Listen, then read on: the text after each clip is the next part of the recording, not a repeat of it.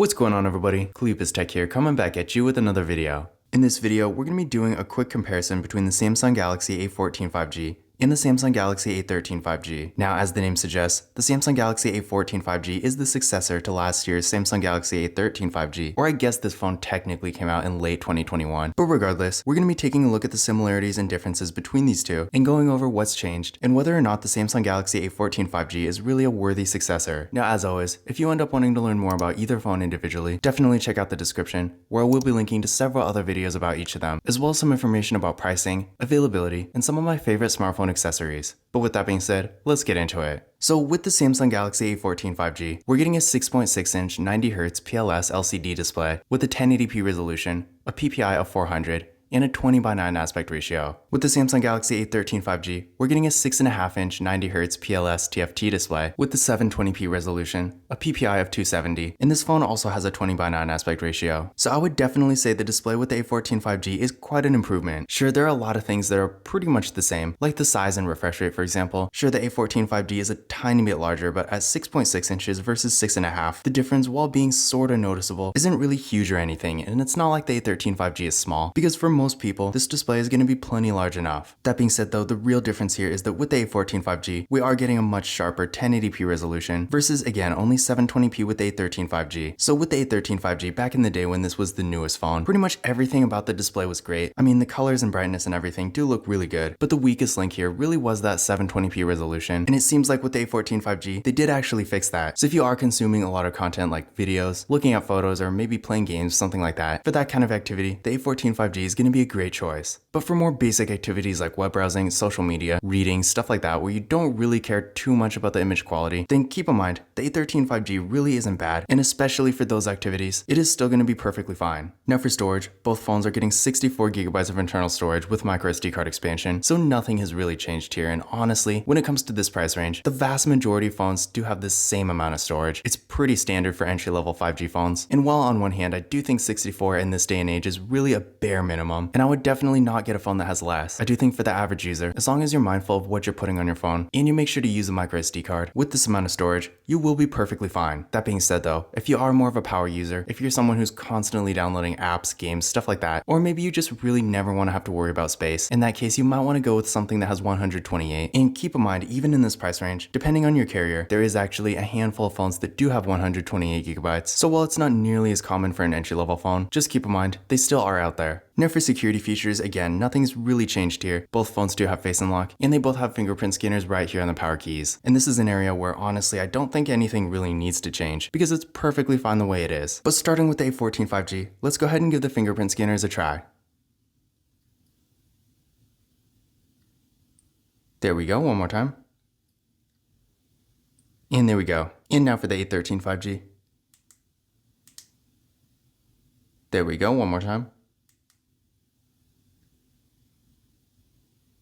And there we go. So as you can see there, both fingerprint scanners were real fast and responsive. No issues at all. And again, remember, both phones do have Face Unlock too, so if you want to use that instead, you always can. Now for the camera setups here, with the A14 5G, we got a 13 megapixel front-facing camera. Then on the back, we got a triple camera setup with a 50 megapixel main camera, a 2 megapixel macro camera, and a 2 megapixel depth sensing camera. With the A13 5G, we got a 5 megapixel front facing camera. Then on the back, this phone also has a triple camera setup with a 50 megapixel main camera, a 2 megapixel macro camera, and a 2 megapixel depth sensing camera. So in general, on paper, these phones have pretty much the exact same camera setup, so nothing has really changed. I would say overall, in my experience, the A14 5G does actually take slightly better photos, but honestly, in the grand scheme of things, if you're looking for an entry-level 5G phone that takes really good photos, you're really not going to go wrong with either phone. That being said though, I do want to point out, it is kind of disappointing that they didn't add an ultra-wide camera to the A14 5G, because when it comes to the camera setup, that was honestly my biggest complaint with the A13 5G, because especially at this point in 2023, pretty much every phone has an ultra-wide camera. It's such a common feature that at this point, not having one is definitely a notable drawback. But just keep in mind, aside from not having an ultra-wide camera, both phones do have really good camera setups, so if that's really a main priority for you, you're really not going to go wrong with either of them. Now when it comes to RAM and processor, processor with the A14 5G, this is another area where I definitely saw some good improvements. With this phone, we're getting 4GB of RAM with the Exynos 1330 processor. With the A13 5G, this phone also has 4GB of RAM with the MediaTek Dimensity 700. Now, don't get me wrong, the MediaTek Dimensity 700 is definitely not a bad processor, but with the A13 5G in my experience, this phone has just never been fast for me. On the other hand though, with the A14 5G, despite definitely not being the fastest phone in the world and definitely not as fast as something like an A53 5G for example. For more of an entry-level 5G phone, in my opinion, the performance we're getting here is definitely impressive. So if you want the faster phone between the two, and that's really a priority for you, or maybe you even already have the A13 5G and you're considering getting the A14 5G, then keep in mind I do think the A14 5G is significantly faster. In fact, so much so that I would personally consider it a pretty good upgrade. Now, I did run benchmark tests on these phones using Geekbench 5.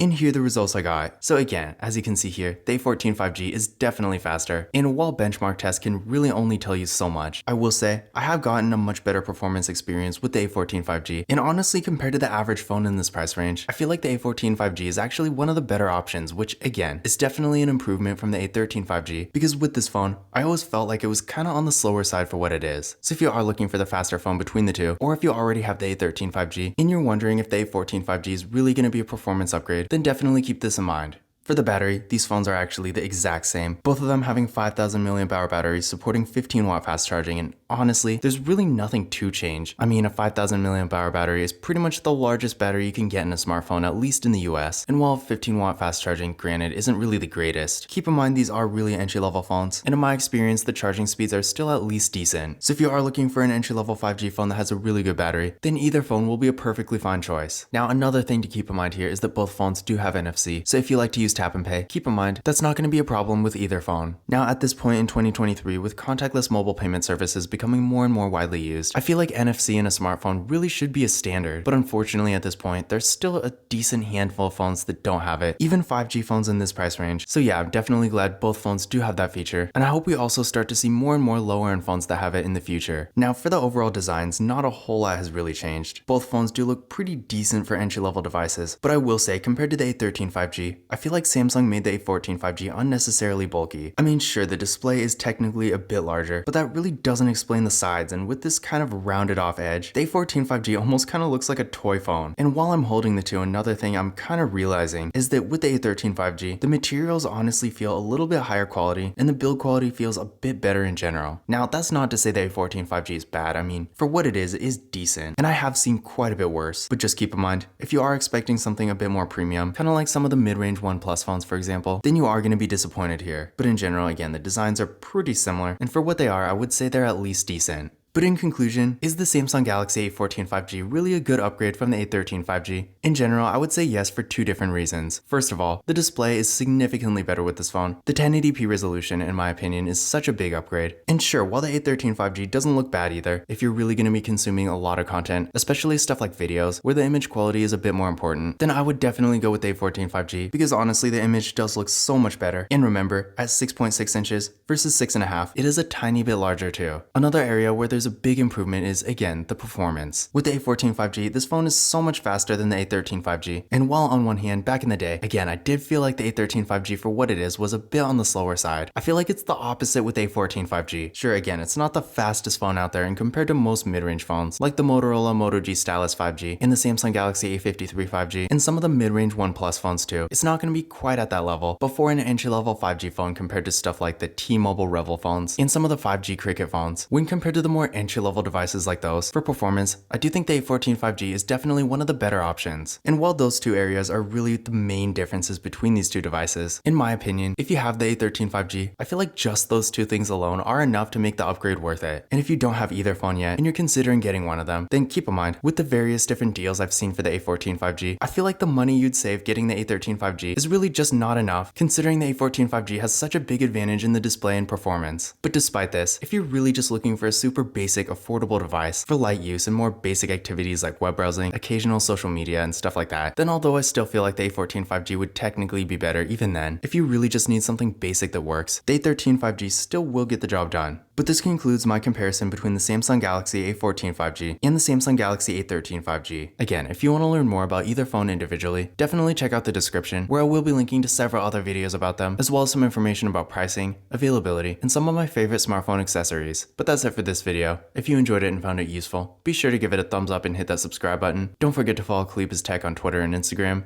And as always, I will see you in the next video.